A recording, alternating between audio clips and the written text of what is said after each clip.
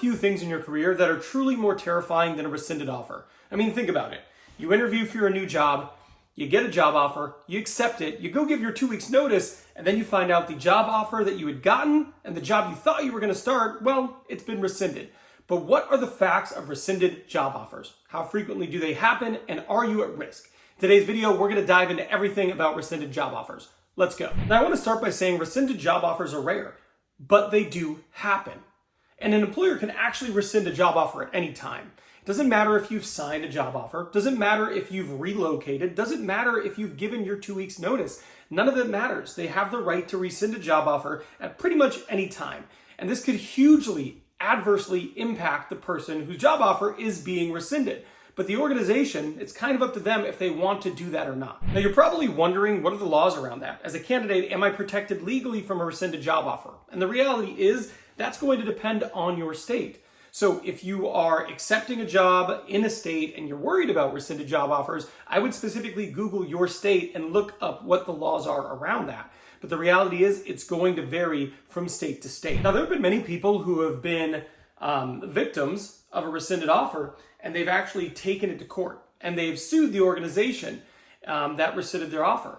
But the reality is, in the vast majority of those cases, their claims are not upheld. They are not awarded any damages. So if you're thinking, well, how am I, protected legally? Again, that depends on the state.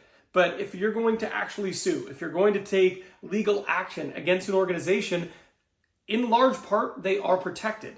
And you, as a candidate, are not. Now, I want to talk a little bit about when this happens. So most of the time, this happens when the company finds out something in your background that they do not like. Maybe it's a social media post. Maybe they did a background check and they surfaced a DUI that they weren't aware of, or some other criminal offense that you had not disclosed during the interview process prior to accepting the job.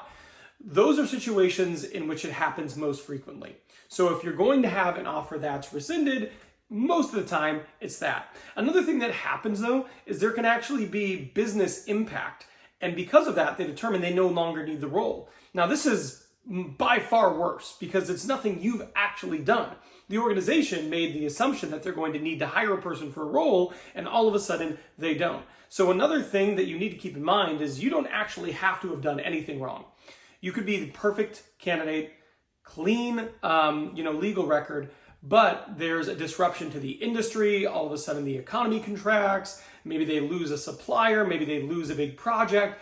And the organization does have the right to rescind that, and that is another circumstance in which it happens. By the way, if you're finding value in this video, do me a favor, hit that like button. It's free. It helps me a ton. It tells YouTube I don't suck, and it motivates me to make more videos like this. And if you're already willing to do that, hit that subscribe button. That way you never miss one of my 3 free weekly videos, all designed to help you maximize your career, land your dream job, and hit the notification bell. Now, there is one thing that you can look at that can determine the level of risk. One of the things that determines level of risk is how far out the job offer is. So for example, if you have a job offer and the start date is 2 weeks from now, that has a lower likelihood of being rescinded than a job offer 2 months from now.